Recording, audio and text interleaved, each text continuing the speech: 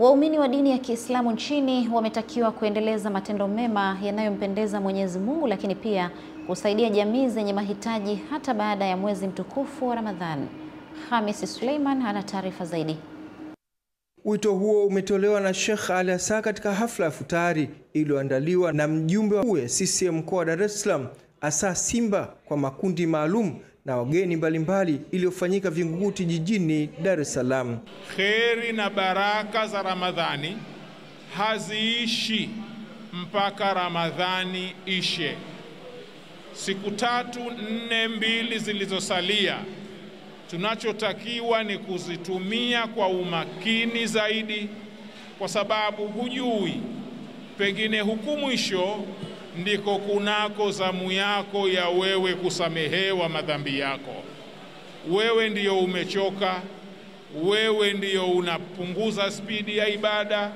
Hapana, hayo ni matumizi mabaya ya mwezi mtukufu wa Ramadhani. Hafla hiyo ya futari ilienda pamoja na kumwombea dua maalum Rais wa Jamhuri ya Muungano wa Tanzania Daktari Samia Suluhu Hassan, pamoja na kuliombea taifa, lakini pia kuiombea nchi kuelekea katika uchaguzi mkuu Oktoba. Atupokelee dua zetu kwa nchi yetu wa Tanzania, lakini pia ampe busara na hikma na uwezo rais wetu Mheshimiwa Dr. Samia Suluhu Hassan ili amwezeshe kuiongoza vyema nchi yetu, lakini pia Allah Subhanahu wa Ta'ala atuvushe vyema katika mwaka huu wa uchaguzi inshallah, ili nchi yetu iendelee kuwa na amani na utulivu kwa baraka ya Ramadhani na kwa baraka ya dua za mashekhe zitakazoombwa. Nimepata kumsikia mwanafalsafa mmoja anasema, katika maisha ya dunia yalivyo, ukimaliza nukta 2 za zialia mambo yaliyopita hayawezi kurudi tena kwenye maisha yako.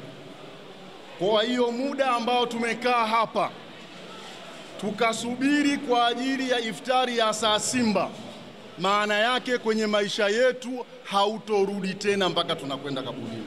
Maneno yamesemwa juu ya Ramadhani, mimi sitaki kuyarudia kwa sababu yameelezwa na mashehe, lakini mimi niseme tu kwamba ushirikiano huu mnaonionyesha leo mnazidi kunipa nguvu, kama uhai upo, kuendelea kuandaa mambo haya kila Ramadhani inshallah. Kwa uwezo wake tutakaoifikia tutaendelea kudumisha jambo hili. Hamis Suleiman, Channel 10, Dar es Salaam.